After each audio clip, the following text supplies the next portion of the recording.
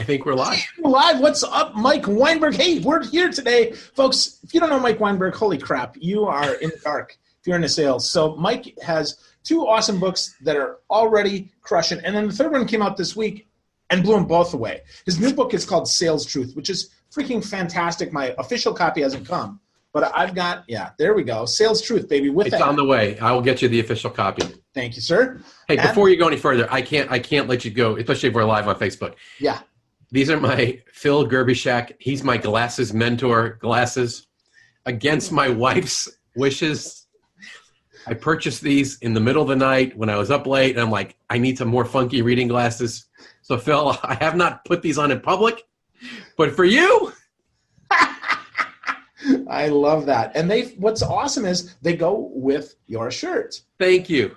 Thank you very much. So, so you can let your wife know that I'm proud of your glasses selection, even if she's not. Thank you. Thank you. You are my eyeglass fashion mentor. So that's awesome. Well, I love them. And I would tell you, so my first question, the glasses, right? That's all there is to sales, right? You just got to wear cool glasses. That's the sales truth, right? Chapter 1. It's one of the many shortcuts. If you listen to all the advice on LinkedIn that's being preached and you just use every hack and every new tool and every newfangled theory and you get some cool glasses, all your sales problems will be solved. That is guaranteed. Yeah. So let's start there because there's no hacks. There are certainly maybe a small shortcut, like do some research before you call people. Don't just look through the phone book, stuff like that. But really, there's no hack. And I love, you call out very early in the book, the social selling charlatans. Let's start there because first of all, that's where Mike and I initially, we thought maybe we might have had a difference of opinion. Mm-hmm. And then the more time we spent together, the more clear it was that we're very clear that is exactly what we're talking about is these social selling charlatans. So what does that mean, Mike? And I appreciate, and I love that you're even starting out with some differentiation because social selling is a great thing used appropriately, right? And I'm a fan of social media and I benefit from it. And I love what you teach. I love what Larry Levine teaches. There's some really authentic, honest people in that space that have mastered using social tools to help in the sales effort. So I'm not opposed to that. But Phil, I wrote the book, frankly, very angry, at least the first part of the book. And it was really simple what compelled me to write it. What I've been reading online from supposed experts, in air quotes, about what it takes to succeed in sales today looks very different from what I see in real companies with my own eyes where I'm consulting and training around the globe. What I read online is that everything in sales has changed and that nothing is the same. And that if you even dare pick up the phone or try to deploy traditional methods, you're not just a moron who's bound to fail, but you're like a Luddite from the dark ages, and we should make fun of you. And particularly in the social selling world, it's amusing to me how far some people who appear to be quite desperate based on what they write have taken the argument that social is it and traditional is dead. And I was so frustrated by this that I decided to take some of these charlatans' words exactly verbatim and put them in the book so that I couldn't be accused of manipulating. I mean, I have the screenshots of these people who put these crazy posts up telling you that you're an idiot if you pick up the phone. And if I could give you an example or two if you'd like. Yeah, hit me with an example, Mike, because I think that's really important that we do that because, again, to be clear here, this is not Mike bashing social selling experts. This is Mike saying these words are total BS, and likely they don't even follow them themselves.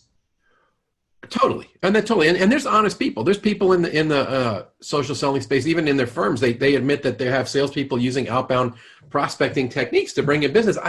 I get that. And let me just say this going in. What I wrote in that chapter in particular, and what I'm going to say here is not to be mean-spirited.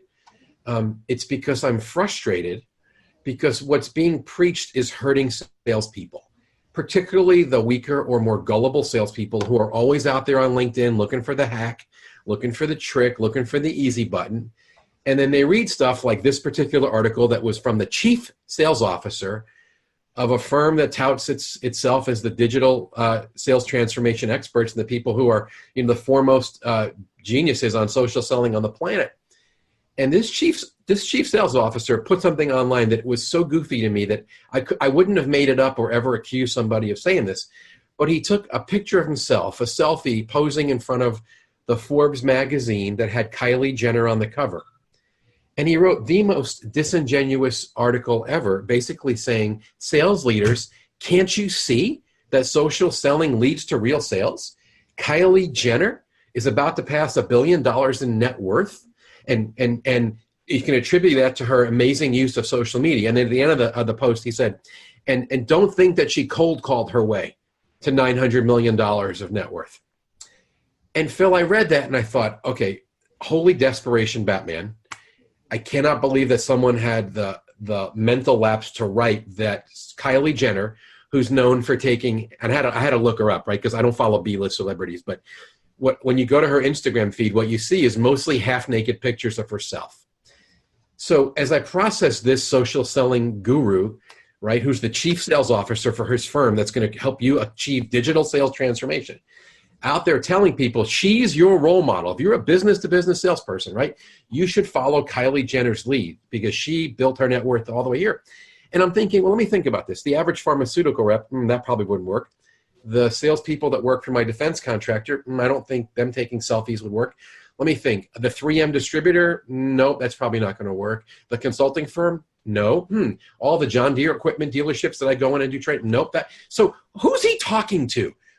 So that's why I said someone has to call out the nonsense, right? I mean, I don't know that person, but I know that what was written there was ridiculous, and it was under the name of social selling. I know that the guy who considers himself the creator of social selling, it still says that on his profile, has been out of work 4 times in the last 5 years, and regularly he's online asking salespeople to help him find a job.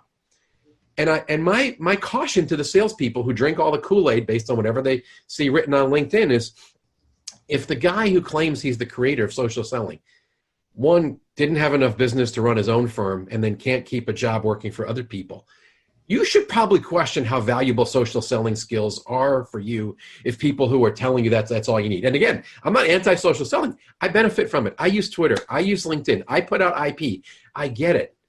But I'm not telling you that, my way is the only way. I think you should use every available and ethical means necessary to get the attention of prospects. So anyway, that was a long answer, but I wrote that because I felt like someone needed to out the charlatans. And I'm in a position, because of the success of my other books and the fact that I have real clients, to actually say, wait a second. I'm in all these companies around the globe in all these industries, from defense to big data to big trucks to big consulting to a bunch of little SaaS firms. And none of the shit I read from the experts online works for those companies. And what I see the top people doing today looks a whole lot like what I saw the top people doing 5 years ago and 10 years ago. So that's where that came from. Yeah, I think that's so instructive and such a great reminder that we have to be aware of the messenger as much as the message, right? If somebody benefits directly from what they say, we got to be careful of that. It's just something to just be aware of that can get us into trouble. Not saying to completely discount, but certainly saying, if it feels like a stretch, it probably is. Yeah, if it's too good to be true, it's not, right? I'm fat because I eat too many carbs and I don't work out enough. And I've been watching you on Instagram with your unbelievably inspiring workouts. You've got me back on the track to be inspired. But you know what? You didn't take an easy pill, right?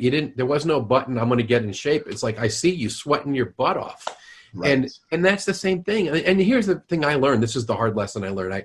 I got into an argument, per se, online with one of those international sales experts, a guy who's a self-proclaimed #1 best-selling author, although his book is like ranked number 600,000 on Amazon, and he's got 4 reviews for the book in his own country. Another thing to be careful of, right? Self-proclaimed thought leaders who are, experts and claim that they're bestsellers. I learned it's really hard to argue with people online who don't have enough clients, because they're at home blogging, and if you start a LinkedIn argument with them, eventually you have to get off and go work with a client, because that's how you make a living in our business, right? But they don't have clients, so they got a lot of time to bang out on the keyboard. And here's the truth. To become a thought leader today, to be considered a sales expert, all you need is a LinkedIn profile and an internet connection, right? And a keyboard, and you're good to go. So I just want people to be wary. Be wary of what you read online. I think a lot of salespeople would do better if they would stop listening to the experts. And it sounds weird to say that because I just launched a book and I'm supposedly one of those experts, but I would encourage people to, when we're done here, if you enjoyed listening, great. Go back to your day job And yes, tweet, yes, blog, yes, use LinkedIn, yes, pick up the phone, yes, send emails, yes, go to trade shows, yes, ask referrals. Use every available means to get the attention of your strategic target prospects so you can get a discovery meeting, ask some good questions, tell a good story. I can't wait to talk about messaging with you. I know that's a big topic for you, Phil. And paint a picture of a better future, a better outcome that you can create, and create sales opportunities. The people that are winning big in sales today have mastered opportunity creation. They laser focus on the top of that funnel, and they're always putting stuff in there. They're not sitting on their butt waiting for some social thing to come in. They're not waiting for an SDR to hand them a lead. They're working to create opportunities. Yeah. Love that. Love that. That's so good, man. I'm so jazzed because, yeah, you led right into my next point, and that is it's not about the tool, it's about the message. And this is such a big miss for so many salespeople. They're like, oh, well, I got this great tool, or I got that great tool. Stop waiting for the next great tool and start being a better messenger. Start focusing your message on your stinking audience. And I know that matters. I mean, you got a whole chapter in the book. So let me ask you a question first before you even go to that chapter, because I want to ask your opinion because you're in a lot of companies. Sure. Have you ever seen a sales team or a salesperson failing because they didn't use some newly created tool? Never. I haven't, but I keep reading online from our thousands of sales tool vendors that are out there. You need this, you need that, you need this, build your tech stack, you got to put this. And I'm like, I profiled a couple top producers in the book. They don't even talk about their sales tools. So I just want to throw that out there, along with being wary of the experts. Be wary of all the tools, because the tool ain't going to fix you. Just like if you don't have a golf swing, I don't care if you go out and buy a $900 driver. I don't care what the golf company tells you, the technology they've embedded into that shaft and that head and that grip. If you can't swing, it doesn't matter. So there is no sales tool that's going to fix your problem. So I just feel I appreciate you bringing that up. And just quickly, I don't want to just leave that hanging there because now we're going to hear it. So what does? And the answer is a relentless focus on the sales process, a relentless focus on adding value before you add volume, and a relentless focus on improving your messaging. Say that again. How do you say adding value? Yeah, add value before you add volume. I love that. Right? Because think about it. If I have not earned the right to talk to you, why are you going to listen to me? Yeah, I'm not. You're not. So I have to add value first before I can add volume. I mean, truly. And I think to that point, that's one of the reasons why social helps us so much, because I can do the research. And here's what often happens, right? It takes 12, 15, 20 tries to actually get someone. But in between there, if you do a good job of saying your name, you do a good job of saying your company, you do a good job of talking about value, they're going to go to LinkedIn and see if you're legit. They should anyway, right? Because I'm going to tell you what I should do. I'm going to punch in your cell number. I'm going to punch in your work number. If you call me, even if I don't call you back, like I got one guy ask me if I got eaten by a T-Rex today. He's never added any value to me. I'm like, really, dude? No, come on. Like, no. Why? Like, really? That's the fourth message. You didn't earn a lick of my attention. Now, I can tell you, I love that he sent me that because he's going to be an example now in my next sales program of how not to add value. He's added no value. And what's too bad is he probably has some good humor there. And if he would have dripped little value nuggets along the way, and you would have heard bits and pieces of his messaging, which I think we'll get to in a second, like how do you frame up your story so it's compelling and client issue and outcome focused? If he would have positioned himself differently after leaving 4 or 5 good messages, and then he would have pulled the T-Rex line out, you would have been like, that's good. That's good. That's right. Right. But he didn't earn it. And that's the thing. I find with salespeople, and you said it's a large number of touches. You earn the response through perseverance and creativity and by dripping value. And if you're not giving them little nuggets, in almost what I'd call an appetizer, there's no way they want to come for dinner. So you got to tease them with value all along. I'm totally with you on that. Yeah. Yep. So important. But how we position that value, right? That's our messaging here. That's what we're talking about. Because here's what you can't do. You can't just take what you got from your great marketing team. And marketing does work their butt off. Don't get me wrong. They absolutely do. Marketing is a great asset. If you have a marketing team, you should be very grateful. But if you don't, or even if you do, you still got to add some relevancy there. You still got to hone it in and break it down even smaller, because marketing makes a lot of assumptions that the clients are smarter than they are. And by smarter, I don't mean that their IQ is 13 or that it's 300. I mean, they don't know how to buy. You have to know how to sell. You have to be a sales expert, not assume that they're a buying expert. And that's a big miss, man. So let's talk about messaging. First, why do you think sellers get this so darn wrong? I don't know. Honestly, Phil, marketing doesn't help. A lot of times I see salespeople are equipped with really poor, pathetic, self-focused messaging and collateral material that's all about the company, its history, its chronology, its facilities, its offerings, sometimes even its differentiators. I'm convinced that in order for you to get traction in your messaging, you have got to lead with what's on the mind of the prospect or the client, right? They have pain they want removed. They have problems they want solved. There are definitely opportunities they're looking to capture. They're looking for new and better results. Some people call that the better future state. All of those things are outcomes. Solve problems, pains removed, liabilities reduced. All those are improvements. Increased profit, reduced speed, less downtime, more fuel economy. Name the thing for the industry you serve. Those are outcomes that we create. So for whatever reason, sales leaders and marketing people are not equipping sellers with messaging that resonates. And the moment a buyer hears you pitching and pushing, those defenses, they come they're already resistant to salespeople anyway. They all have this anti-salesperson reflex resistance. But when you start out in pitch mode and it's self-focused and we do this and we do that and we've been in business this long and we're the best, who wants to hear that? It's totally self-absorbed. Who cares? So what? It's all about you. And even in my own business, I've learned this. I take my own medicine. When someone says, Mike, tell me about your business, what do you do? The cheap, lazy answer is to go, oh, man, thanks for asking. I'm a consultant. I'm a sales coach. I do workshops. I've got best-selling books.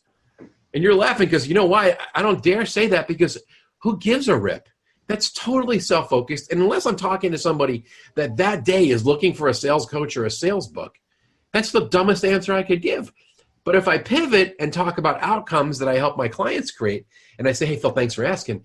I'm helping a lot of manufacturing companies, or I help chief sales officers who are struggling and they're frustrated. Their sales team's on their butt. They're living in reactive mode. They end up chasing instead of creating opportunities, and they want help filling the funnel and creating a team of proficient sales hunters who sell value, not price. Is that a very different thing than saying, I'm a consultant, I'm a sales coach, I have best-selling books? It's whether it's about me or it's about them. So that was a heck of a long answer, but that's my favorite topic. Because if you don't have a good story, you can't prospect. If you don't have a good story, you can't build credibility early on in a discovery meeting, right? If you don't have a good story, it's really hard to build a presentation. And I have clients. I mean, I literally go in I don't even want to tell you the type of company, very long-term client of mine, very big conservative company, engineering, manufacturing type business, global operation. Their company provides them decks with slides that start with pictures of buildings and company history and organization charts. And I want to vomit right in the room when I'm training going, you can't do this. You're 10 minutes into the meeting and you've said nothing of any value. And it's all we. You're going we all over yourself, man. That's pathetic. Yeah, and it's all too typical. That's the thing, right? It's all too typical. Most of the time, those decks that you get created, first 30 slides, you can just throw in the garbage because nobody cares. I mean, nobody cares, right? You don't care. Your prospect doesn't care. They did the research, or they don't care. It doesn't matter. Now, I'm not telling you you can't weave history in, right? You absolutely should, right? But you use that as an example of value, right? We've been around 100 years. So what? Okay, well, what does that mean, right? So that means we've seen, if you're a financial services company, right, we've seen the last recession. We're going to see the next recession. We've made it through that, and we can help you with the same thing. Then they got to tell the story that way then. But most people don't. I work with a big trucking company. I won't name the brand, but big American company. They've been around forever. Big, powerful brand, right? Everyone knows this company. When you were a kid, you talk about don't want to go in the street and get hit by a blank truck, all right? Well, I work with their sales team at dealerships, and I go in and I'm like, well, let me hear your story. What do you say when you're talking to a fleet manager? And they go on and on and on about every one of our trucks was made in America, and it starts with the serial number 1, and my dealership is 5th generation, and we've got 14 stores. And I'm like, oh my gosh, I'm going to pull my hair out. Because in that industry right now, in the trucking world, there's 3 or 4 big things. Fuel economy, driver recruitment and retention, uptime versus downtime. And I look back at the salespeople, I go, if that's what's on the mind of your buyer that manages a fleet of trucks, why don't you stop talking about Made in America and how long your dealership has been in business? And why don't you go in and say, we're helping fleet managers who are struggling to recruit and retain drivers. Is that relevant to you? Because if it is, we could talk, because I'm helping fleets accomplish that. And like, whoosh, it's a 180-degree shift. That we just got to get more disciplined. I got a whole chapter in Sales Truth on compelling messaging, and I give exercises and examples, including the one I just shared, about how do you pivot to be others-focused, client, issue, and outcome-centered in your messaging. Yeah, so important. And again, you can totally do the homework on that and find this information. This is not hidden stuff, right? Mike is not sharing secrets that you need to unlock. This is work you need to do, folks. So if you're listening to this, what I'm hearing Mike say is find the compelling reason, craft a story, and then get really good. In fact, back in the book, you mentioned my process is really similar to yours. You talk about prepare, practice, personal, and follow-up. I go prepare, practice, and then I talk about produce. But in that, right, I've got those things too. So I really think that's great that you mentioned that, because that prep helps us do a so much better job practicing and then making it relevant and personal to them. So I think that's really good. Yeah, it's funny. You picked that out of a chapter I don't get asked a lot about yet, because people are just getting there. You took that out of chapter 15, yep, where I'm highlighting these two top producers that are the best salespeople I've ever seen. And what's fun for me in that chapter, Phil, is that I take no credit. Those people aren't even my clients. Those are two incredible salespeople. One is a longtime friend, and one is the guy that sells me my Volvos. And I mean, they couldn't be more different. One guy sells financial services for a giant company to the biggest company in America. And the guy that sells Volvo, number one in North America. I mean, he's so important at that company that people at the Gothenburg, Sweden plant know him by name. Wow. And in that chapter, I share their best practices. And my hope is, as salespeople read what these incredibly high productive, like top earning, number one in the country salespeople do, that they see that there's no magic. And you were talking about the guy, Ron, who I outlined, and you gave that's his process, right? Everything he does is personal, and he prepares and practices like crazy. When he's leading a big presentation to a prospect, he makes the entire team from his company fly in the day before to spend an entire day reviewing their presentation, going through how they do introductions, practicing how to connect with relevance to the prospects that are going to be in the room. I mean, he goes to a totally different level of preparation than anyone I've ever seen. And it's not that he's sexy and he's not a silver-tongued devil. He just works his butt off. And by the time they get in that room, they're so ready and they're so confident, and they know their prospect and their issue so well that what they present is so relevant, so on target. Yeah, well, and it's interesting because the difference there is clearly not only is it personal about them, but he makes it personal about him. He takes that on.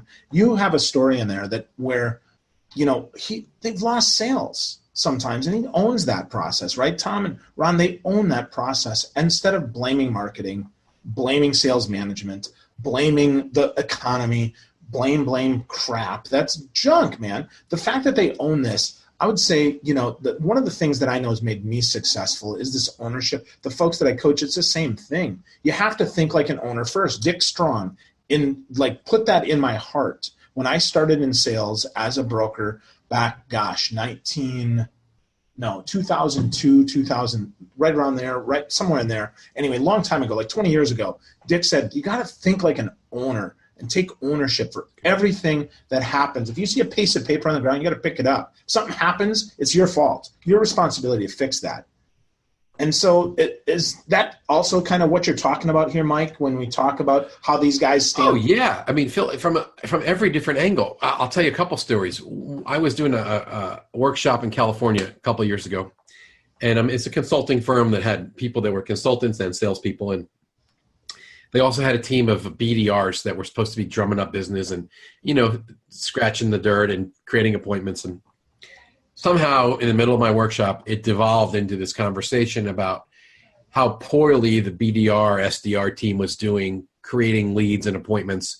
And then not only were they not creating enough appointments, but then there was whining about the quality of the appointment. I'm sure you can relate to this, right, in what you're doing. And finally, the top person in the room banged the table. He's like, damn it. He goes, listen up. He goes, we need to see the appointments set for us by the BDRs as gravy. We should look at those like we look at the Social Security portion of our retirement income. Like it's not on us. You can't blame other people for a lack of health of pipeline and what's going in your funnel. You got to own that. That's always gravy. And the story that you were just referencing from later in the book is about Tom, the sales guy. And I tell the story. I'm having lunch with him, and he's going through all these different things. And he asked me how my buddy Donnie's doing because he had sold Donnie a number of cars. And I said, Tom, you're not going to like this, but Donnie actually bought a car from somebody else. They made him a crazy deal. And Tom looked at me, and he shook his head. He goes, dang, that hurts. And then he said, that's on me.